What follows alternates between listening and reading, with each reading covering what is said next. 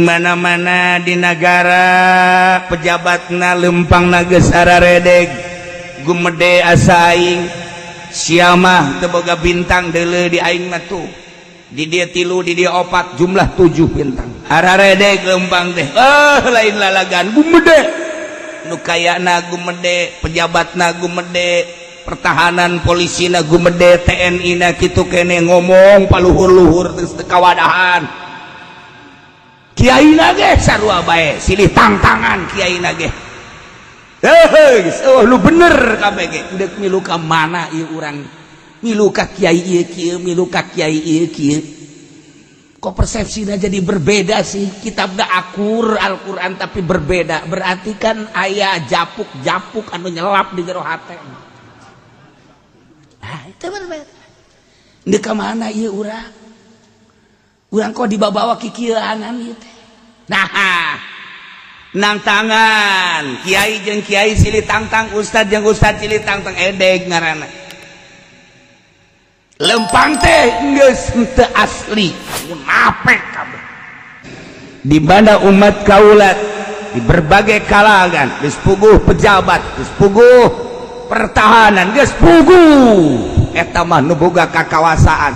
Deui rakyat lagi umat kaula teh kabehan lempang geus araredeg gumede diladenan dihadaman ku orang-orang kafir di Romawi Persia geus engke bakalna sallallahu syararuhum ala khiyari bakal ngelehkeun anu jararahat nu garorengna umat ngelehkeun nu balalener kiai bakal dicaci maki santri mah geus teu dianggap jelema pajar monyet punyana umat anu beragama make kopea bakal dihina tati wa bial ibadamu takidi minum usara wa minum duriju bidamin makana hadza jazai nasatu lakum an tukhlifuni bisuin fi dhawi rahim a'udzu billahi minasyaitonir rajim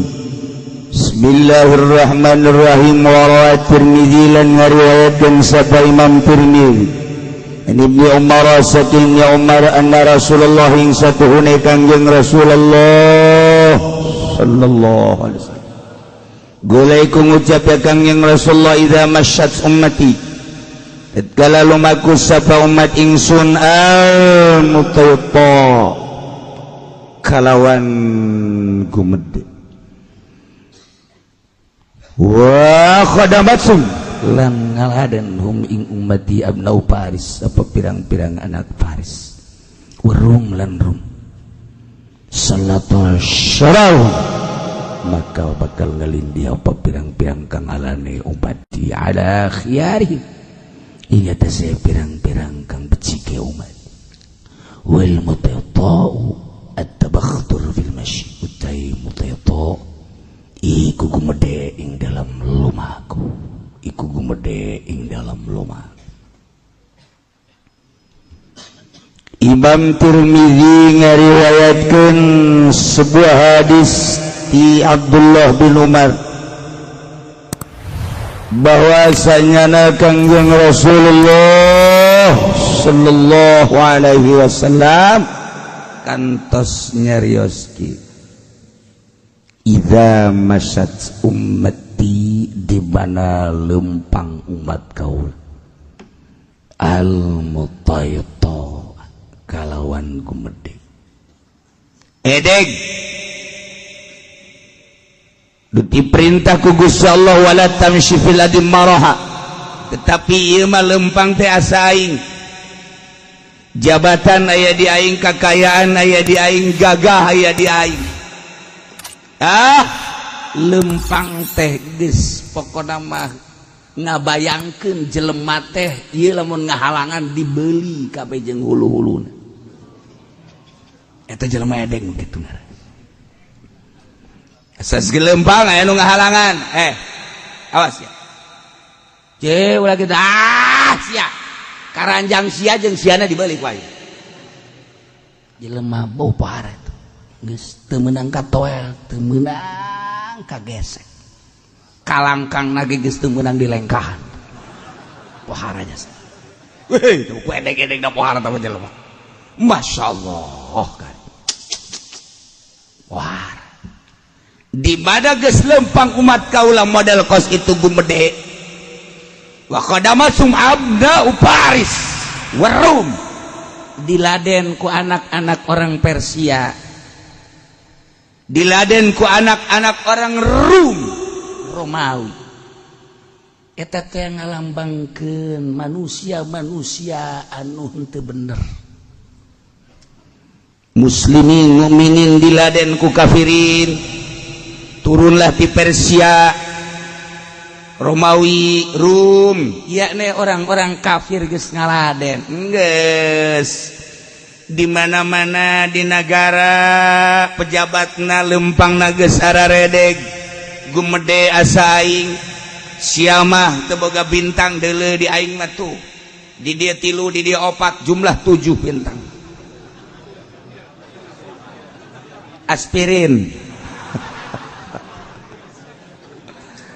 dele balok sia nah araredeg lempang teh lain lalagan gumede nu kayana gumede pejabatna gumede pertahanan polisina gumede TNI na kitu kene ngomong paluhur-luhur geus teu kawadahan kiaina ge sarua bae silih tangtangan kiaina ge lu bener kabeh ge deuk milu ka mana ieu urang milu ka kiai ieu kieu milu ka kiai ieu kieu kok persepsinya jadi berbeda sih kitabna akur Al-Quran tapi berbeda berarti kan aya japuk anu nyelap di jero hate nah itu berbeda di kemana iya urang kok dibawa kikieuanan ieu teh nah nang tangan kiai jeung kiai silih tangtang ustad jeung ustad silih tangtang edeg ngaranna lempang teh geus teu asli munafik kabeh diladen ku para kafirin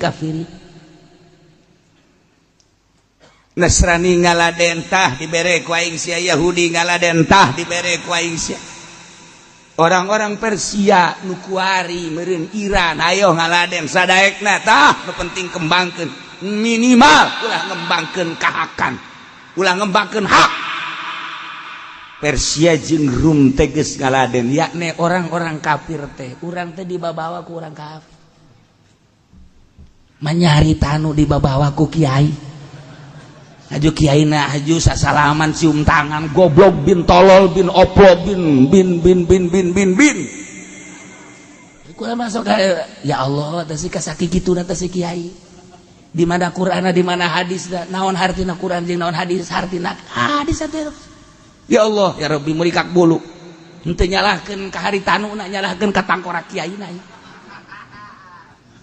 garoblok teh ye cenah kiai atuh lamun politik mah lain kitu leg-leg ku sia politik awas di akhirat sia ku dia tongtong sia ye cenah kiai ge can pugu ai ge bae can pugu kumaha sia goblok tungtung nama urang gelut teh jeung nyana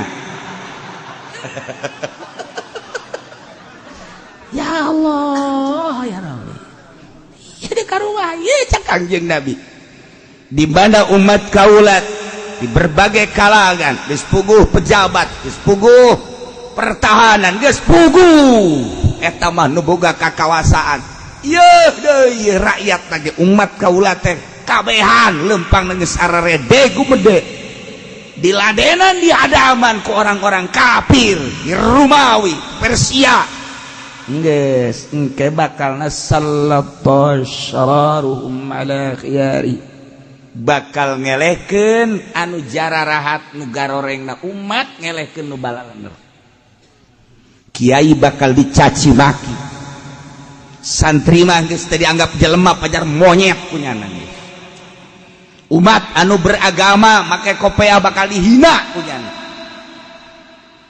lantaran kaedegan jeung kagumedean dihadang ku jana di hadaman ku kafir-kafir bere duit dibere fasilitas dan lain sebagainya geus bakal ngelehkeun kejahatan kagorengan kanu bararagusna moal dianggap atuh lamun urang ngadenge kamari ieu bakal disensus kiai-kiai dek dinaonkeun kiai disensus. Ulah anu nanya kiai kumaha lamun kiai disensus los aing mah teu berkepentingan engke cenah kiai teu meunang dakwah ngeunaheun aing meunang dakwah ji eta aing mah ibadah sorangan bae engke cenah umat kumaha ya atuh sabodo teh mikiran umat teuing atuh aing bae cepen cenah kiai kitu amat aing mah deui kitu bae riweuh aing mah ngadengena Ki Pudoli mah deuk disensus embungeun nya mah. Waduh, cenah deuk dibere sertifikat engke kan. Sertifikat ka kiai beus teu meunang sertifikatnya na. Aing mah meunang teu meunang geus sakieu bae. Cenah aing mah teu meunang sertifikat, aing geus teu meunang, cenah teu meunang dakwah. Moal aing mah moal dakwah. Moal. Deuk naon tuh dakwah. Atuh cenah teu meunang cebong atuh teu dakwah mah teu meunang duit. Nah iya mendingan dikirim orai pacok. Iya mendingan geus memeh sertifikat mendingan orai dikadiekeun leg-leg tara we. Jadi itu dakwah mah makin rit makin mantep dakwah. Hayu sabisa-bisa urang di Kangjeng Nabi ge satu menang dakwah toela. Satu menang ngomong lalauna. Urang balik deui ka dieu kajeun. Cenah ditembak syahid aing. Je, di akhirat nu nembakna di keteangan gue. Nah, jahanam bagian lo. Kiai di mana? No, sono Firdaus. Ye. Hayu sia. Ayo di rela Allah mah teu kudu sieun-sieun. Nah, cenah urang ke bakal tung ieu teu meunang dakwah mah teu meunang sertifikat mah teu meunang dakwah teu meunang masalah. Jumat cenah engke lamun teu meunang sertifikat mah teu meunang aya jadi imam teu meunang jadi khatib atuh masalah pere atuh Jumatna. Hese-hese amat sih. Karena kiai yang mendapatkan sertifikat tidak hadir maka Jumat libur.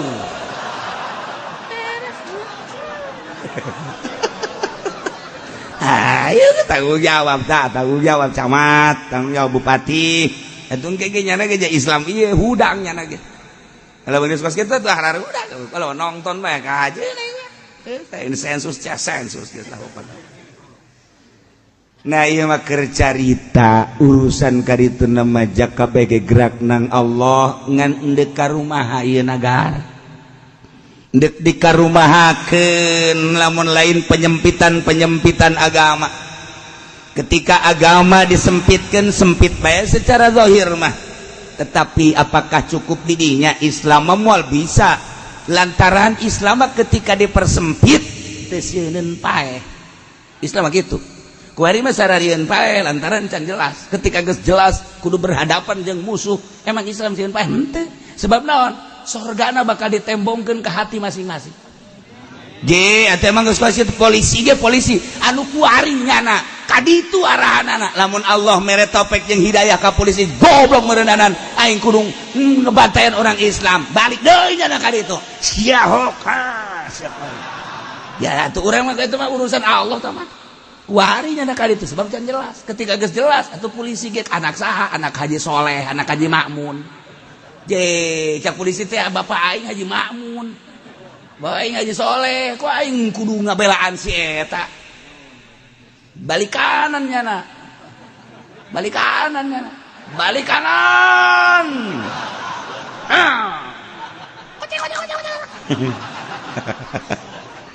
atuh kuari mah kajeun deui eta mah urusan Allah tah mah kaditu ge kaditu nama atuh je atuh urang lamun ningali kitu polisi nu saroat loba keneh abri nu salat ambalayah keneh ulah sieun-sieun heulana setiap jelema salat berarti menghadap ke Allah. Jadi Polres ke masjid aya bagus di masjidna polisi ge asal neuk ngiuhan bae ka masjid neuk salat.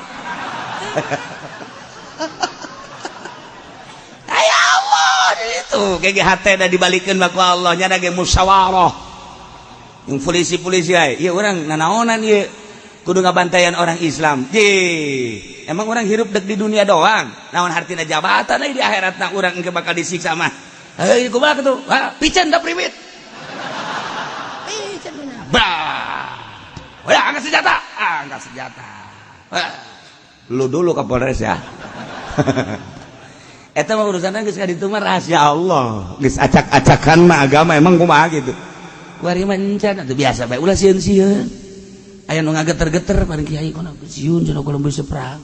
Aju kunaon? Gun ngaji teu kudu pereng ngaji ge cek. Ai siap perang sieun pereng ngaji pere tolol. Ngariung embung kula mah ngariung teu cenah salat ge sampir. Salat ge sampir teu. Kiai tolol ya kiai. Borangan dia tetep kiai. Ulah itu biasa baik sih. Masya Allah. Ulah biasa baik. Kumaha gerak Allah. Engkege sahanunya tah seperti itu. Itu rahasia Allah. Ya polisi nung sholat embual layak kene. Kuari nyana masih kene. Encan jelas. Engkege jelas. Abri gitu kene. Nges jelas lah. Je atuh sahanu daya kana neraka sih. Atuh nyana geja mikiran polisi ge aing nembakan jelema muslim atuh aneh kana neraka. Palingan cek nyana encek ditembak kunyana. Ayo, tembak. Tembakan beak encek kabeh. Hei. Lalu nanya, "Pak, polisi kok nembak encek?" Sorga aing.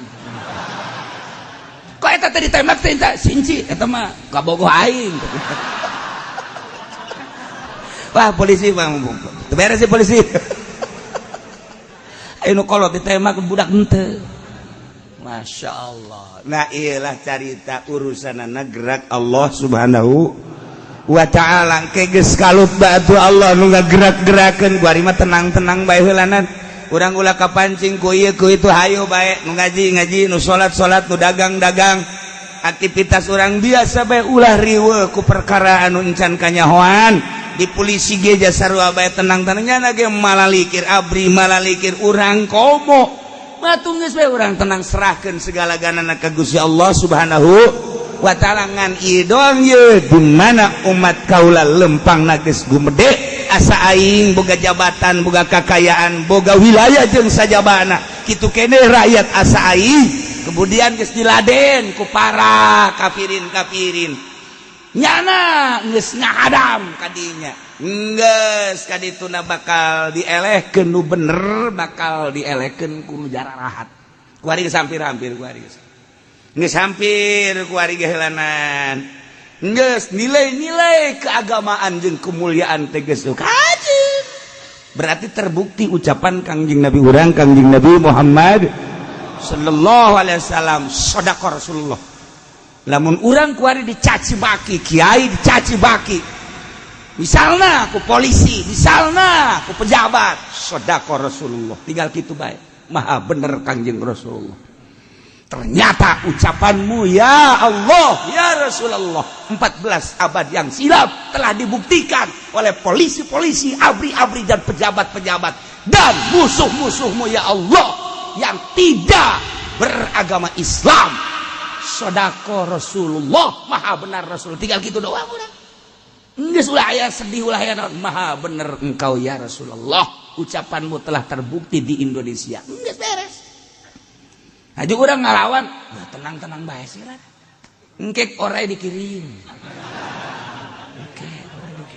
kalpas ulah sieun engke ge aya nu boga kuncina asal geus nyana hudang we orai kikiplik mana ki pudoli ya Allah wa rawa Ibnu Majah wallahu a'lam.